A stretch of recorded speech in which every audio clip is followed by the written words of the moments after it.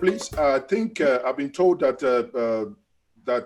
SAN Femi Falana is in our midst. Please, you know, again, if you can indicate, I think you are not here with your proper normal name. I think you're coming in with a different device. Sorry, if I might just also mention somebody who is waiting. Okay. Reverend Father George Ehusani, who wants to go to say mass or something. So after you take the next person, if you could just look for Father George Ehusani. I've actually looked at it, but I haven't seen any reverend here. So that's why. So if you can tell me what, you know. Yeah, now. He's here now. He's there. Okay. Okay. Thank you very much. So I want to thank you very much for coming on this platform, because on Tuesday night, what I saw moved me.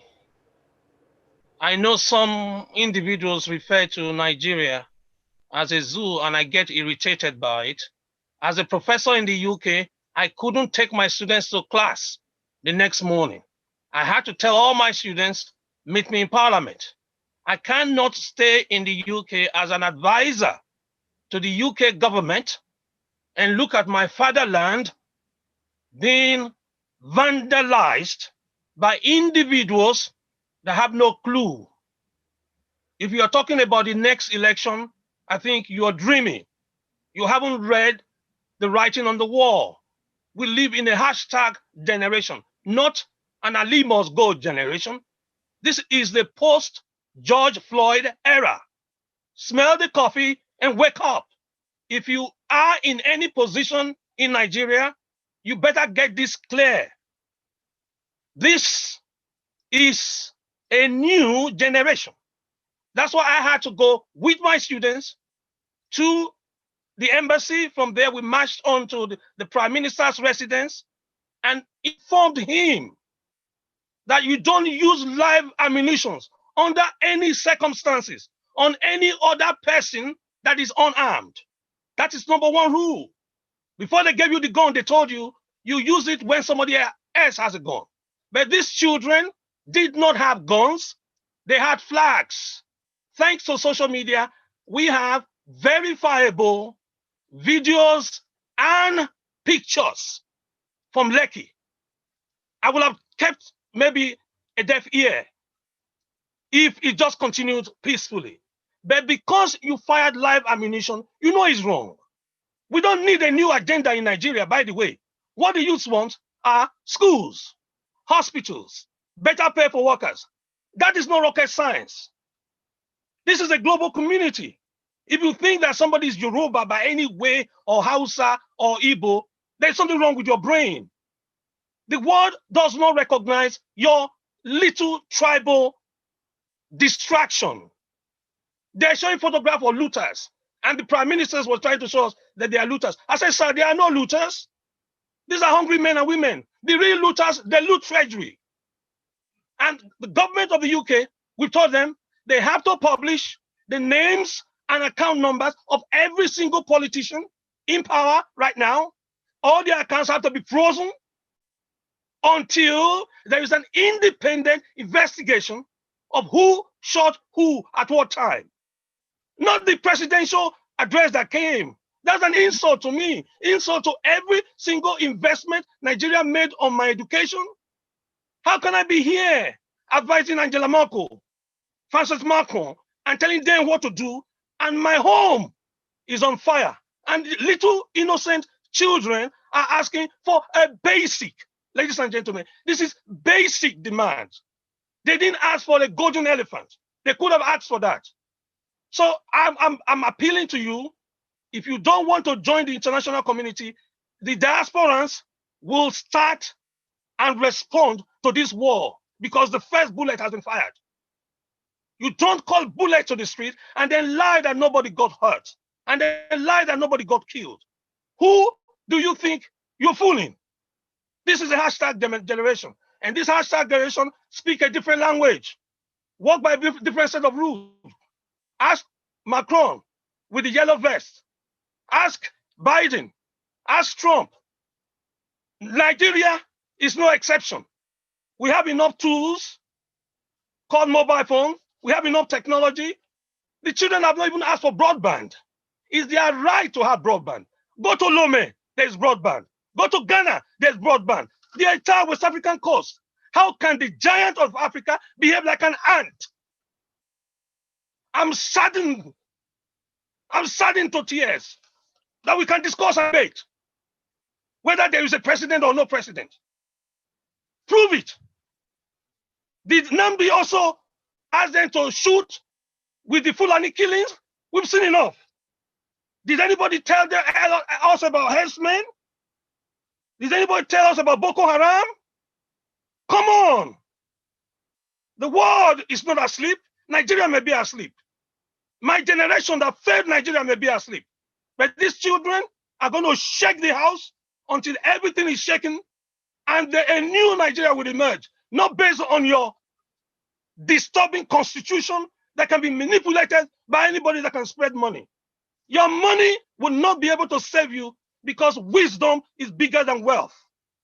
The information that these children have, you don't know it because none of you understand the power of a mobile phone. Nobody in Nigeria understands what a mobile phone is. The mobile phone that those children have is more powerful than the computing power that NASA had that put a man on the moon. Did you know that? I worked it out. I teach it. I teach informatics. The power of the mobile phone, you don't know. If you knew it, you will give your military one and take the guns from them. So, ladies and gentlemen, this is why I came, and this is why I'm intervening from. We're going back to Parliament today. We'll be there tomorrow. We'll be at the Prime Minister's house. He knows these real facts, and he's going to call all his partners and other Commonwealth countries until we hear the truth. All the banks are going to be frozen. All your bank accounts are going to be frozen. All your passports are going to be revoked if you have a foreign passport. All your visas are going to be revoked. We have made that clear, and we're going back to Parliament, and we keep saying this, and they're going to take us seriously because they've used us in the past to build this nation, to have their health service. We have now to use them to build our fatherland. It can't be left desolate. I thank you for your opinion, and I thank you for your audience. God bless the Federal Republic of Nigeria. Thank you very much. That was a God bless you too. God bless you. That was a very, very passionate intervention. Thank you very much. I mean, you have said it loud and clear. There is no need for further translation. And to continue on that note. Thank you, Prof.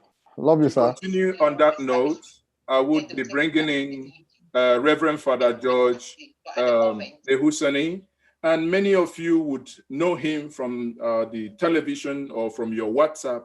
He's one of those that I can say I'm an apostle of his preaching.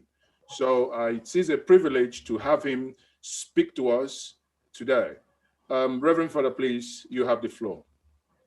Thank you very much. And I'm coming in late, but even hearing Professor Imafidon, I can imagine the interaction that has been going on regarding the unfortunate incident in Nigeria in the last few days. Many of us applauded the initiative of the young people and how peaceful that initiative was. Many of us applauded the fact that it is time for the young people to take the country and run the country in the digital manner in accordance with the developments of today, what we have gained from globalization and the tech revolution.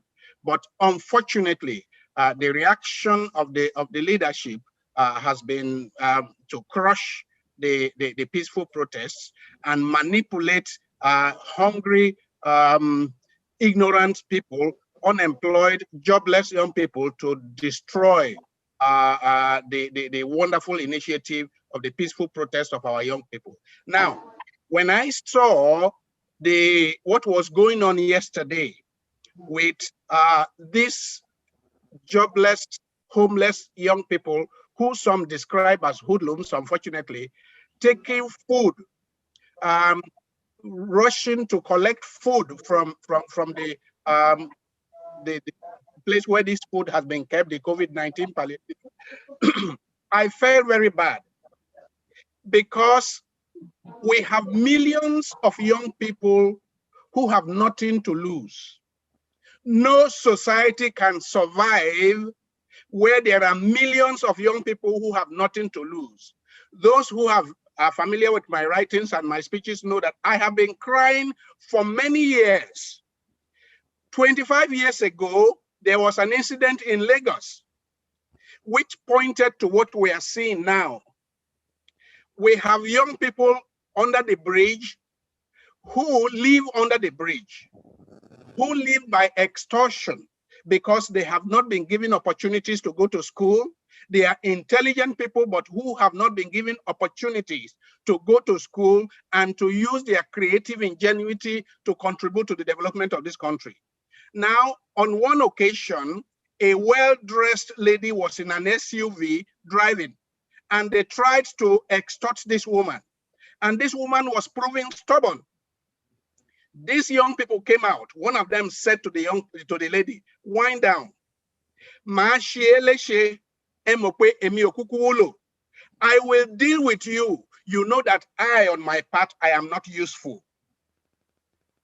I felt terrible when I heard that. And I'm talking about 20 years ago. That what future has our society, when you have hordes of young people who believe that they are not useful? You know that you are the one that is useful.